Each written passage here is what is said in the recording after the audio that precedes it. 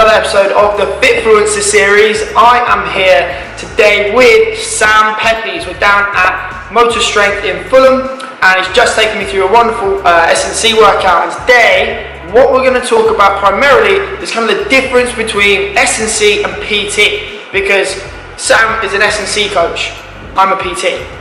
We're going to talk about what the difference is. But first, Sam, BSc, MSc, ASCC, ACCA, many letters.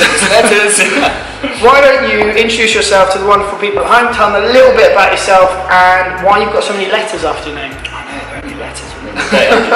Hey Tim, as some of you may or may not know, I actually used to work in an office. I used to do the good old corporate life. I used to sit behind a desk all day, letting my whole anterior chain stiffen up. There's the first technical term. It took 20 seconds. That's hip flexors, isn't it? And then I had a slight epiphany. I was like, I can't do this for the rest of my life. So I decided to become a trainer. Awesome, mate. And right from the off, I realised that I wanted to specialise in strength and conditioning, and did everything I had to do to, specialise in it. Brilliant. Another one of my goals was to work for a football club.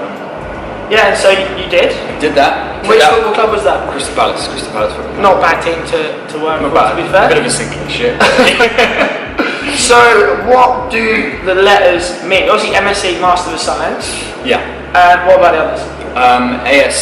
ASCC is accredited strength and conditioning coach, so that's the UK body. Yeah. And then the CSCS is the certified strength and conditioning specialist. And that's American. That's the American one. Yeah.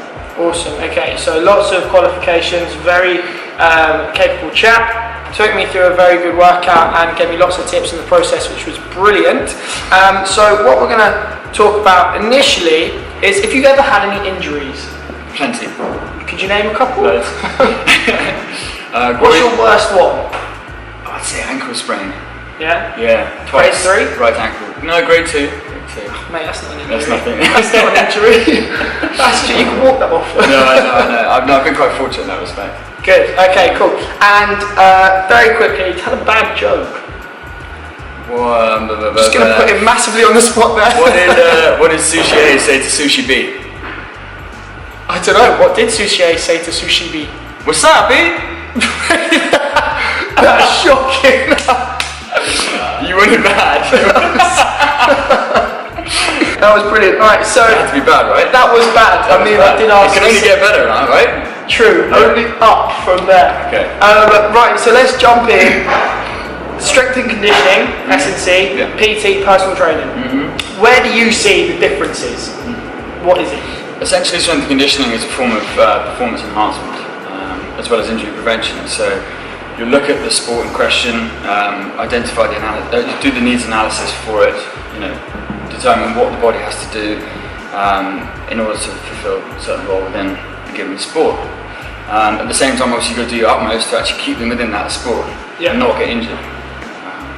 Okay, so you see ideally that S&C is a sports-specific exercise, yeah? Yeah, okay. Practice. So what do you see as personal training then? So personal training is quite a broad spectrum. It could be anything from weight management to some form of strength training, rehab, varies.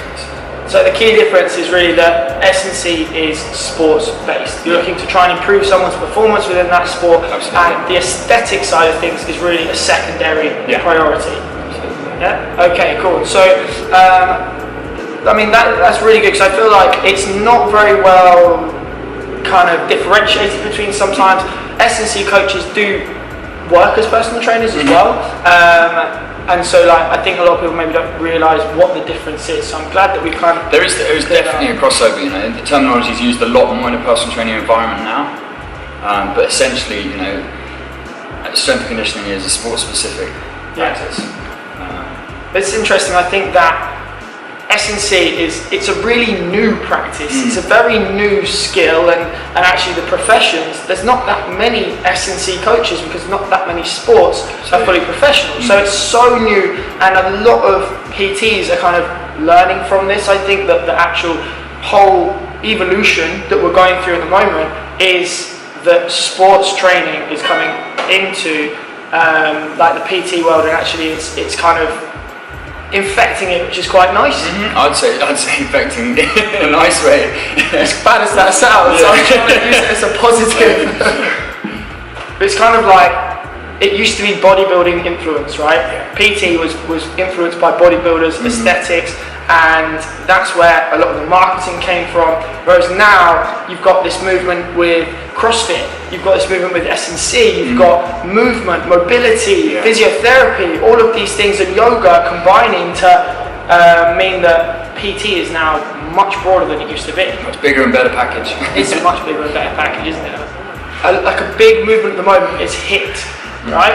So high intensity interval training is all the rage, and it's supposedly the #1 answer to weight loss. And so you'll have people, like you just mentioned, that sit at a desk for 8-9 hours a day. They've got a tightened anterior pelvic position. I'm not sure the exact terminology you used. Anterior chain. There we go. And then they'll go to a class, and maybe they'll do high knees and hill climbers, and they'll do loads of exercises going to tighten that even further, and then they're going to complain they've got back pain. And almost, some people want to try and get as much as they possibly can out of the time that they can work out, but sometimes the aesthetic and really is a HIIT class the most important thing. It's that sort of short-term fix, that sort of bang for your buck, then they could jeopardise health elsewhere.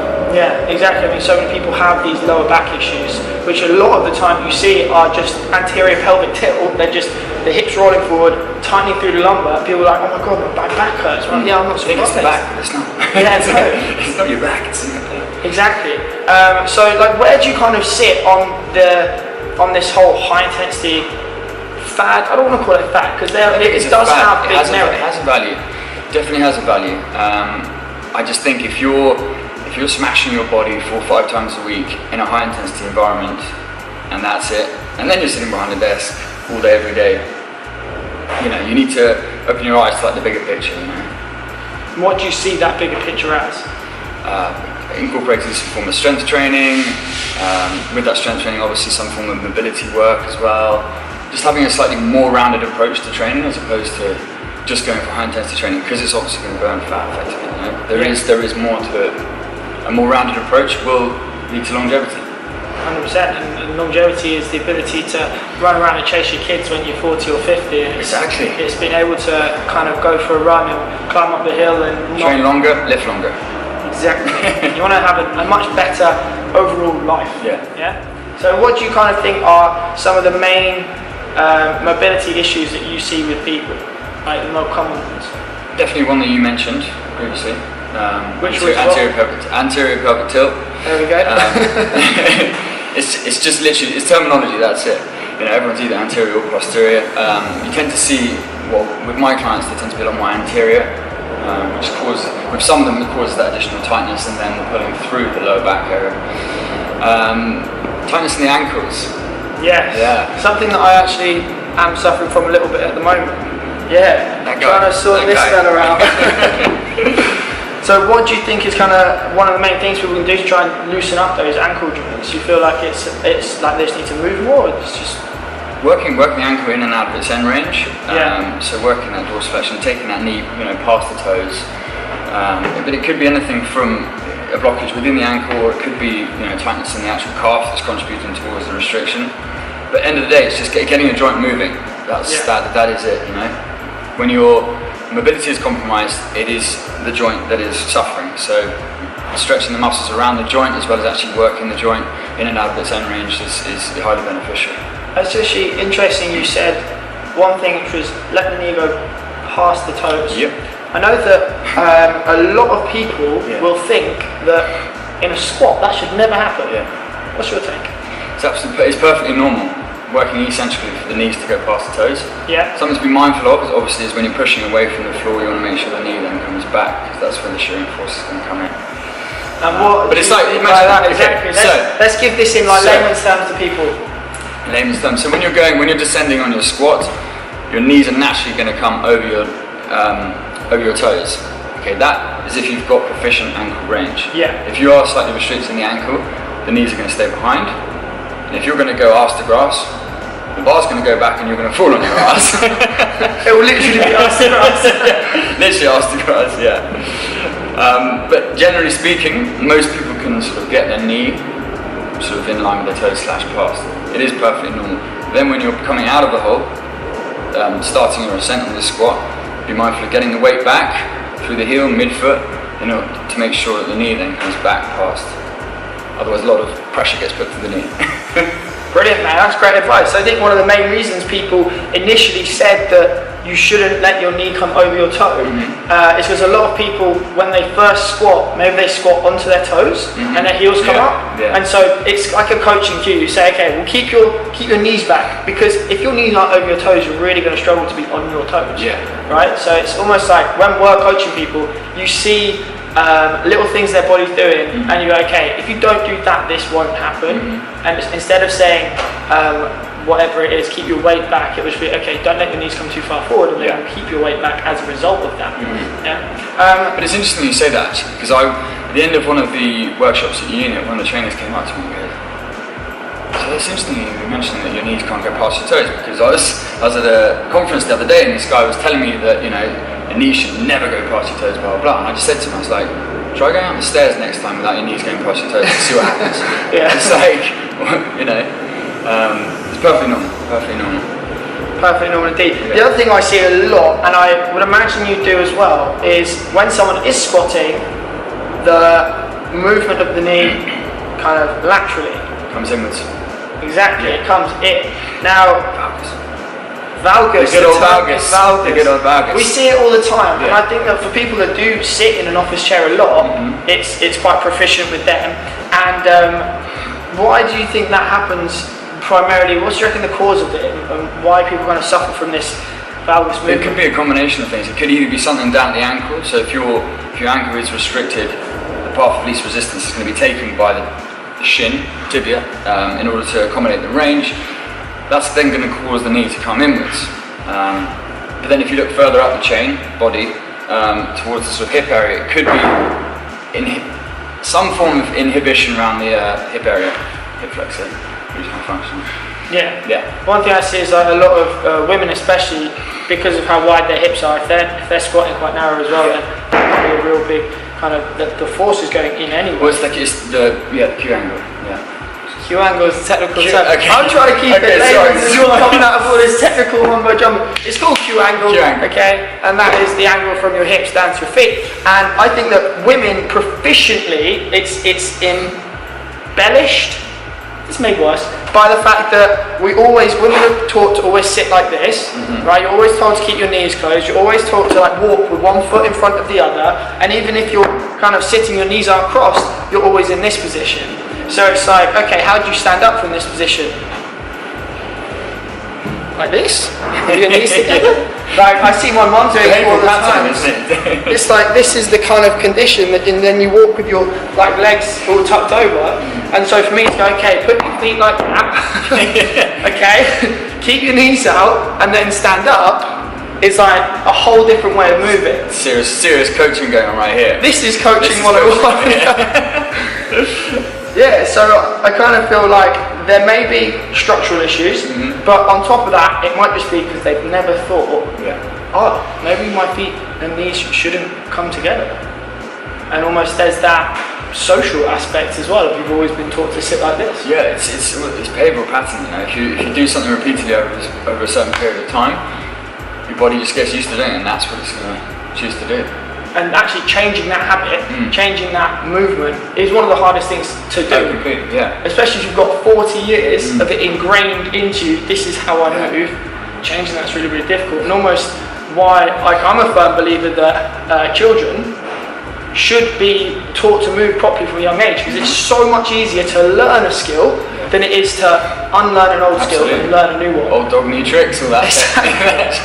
So like, I know that some people are mixed. They should feel like you shouldn't lift if you're a kid, you shouldn't be in the gym if you're under 16 or under 18. Like, what's your thoughts on children exercising? I was actually speaking to one of the owners actually today about this. She was talking about CrossFit for kids, and saying that some boxes start incorporating lifting at about 12. With with regards to loading, I mean, I think obviously the priority should be encouraging certain movement patterns before you do any form of loading. Ultimately, you know, these are movement patterns that we have done from a very, very early age, like squatting. You know, you see these pictures of kids that are just proficient squatters, you know. So it's just basically just reinforcing those sort of movements before doing any form of loading. Obviously there is the growth element to it. You've got to allow these kids to grow. The stunting element, I mean, you're going to have to do a lot to a kid to really stunt them. Yeah. And you know, they say about gymnasts why they're so short. Why? It's because of all that high impact stuff from an early age. Is that really what they say? Is that one of these bad jokes again? Shit, I've got to stop them. So is that why swimmers are really long, because all the water takes the buoyancy and so they go really tall? It's just working against resistance the whole life, it's just elongated their limbs. So I know that like, at the moment, there's a guy, CJ Cummins, right? American Olympic lifter. Yeah. Crazy strong. Like he holds the world record, doesn't he, for under 18 clean and jerk? Yeah. It's something stupid. I want to say it's more than 200 kilos. I think it's about that. It's like around the 200 kilos. It's nearly 3 times body weight. Which is mental. Nuts. 3 times body weight is mental. So he, at that age, he must have been training with load from a young age in order to be that strong. I think so, yeah, definitely. So it's kind of like we're in this time of there's so much progression. What we knew 5 years ago maybe isn't the case now, and like with any science, it's what we kind of know is right until it's been proven wrong. And this idea that kids can't train because it will stunt their growth, it's kind of been disproven now. It's definitely, yeah. And actually, as long as you're loading safely, then it's all right. You've got correct coaching, then it's all right. Yeah. I bet that there'll be a million kids out there. I think kids are definitely lifting younger and younger. I think as well that I know that from like running, like force plate analysis. So like force plate analysis, running along, and then the impact your foot makes when you're running. I believe at full tilt, that's almost 7 times body weight. That actual impact force. Yeah. To create that much force going through the joints in a squat, you'd have to load 7 times body weight. Absolutely. And you think that the Olympic lifting, CJ Cummins Olympic lifting, is doing 3 times body weight. So it's half as much, and he's been practicing for years. So as long as it's progressive overload, then it's kind of safe. And if it's in a safe environment, then Okay, so you come from a sporting background, and we've gone through a lot of stuff today. What one thing do you think that the people watching can kind of take and use into their normal life with their training that's really going to help them in the long term? ultimately I'm going to go back to the approach to training which we touched on earlier. Ultimately choose something that you're passionate about, something that you enjoy doing, something that's going to get you to the gym 3-4 times a week and keep you coming back for more. Also adopt a varied approach. You're going to read a lot of stuff out there. Some stuff's more effective than others. Yes, choose stuff that is effective. Don't just base it on someone else's opinion. Stuff that's actually scientifically proven. Just adopt a varied approach to your training. Awesome. Mate, thank you so much. It was brilliant having you on the show. Brilliant workout. Thank you all for watching, and I will see you all soon. See you later.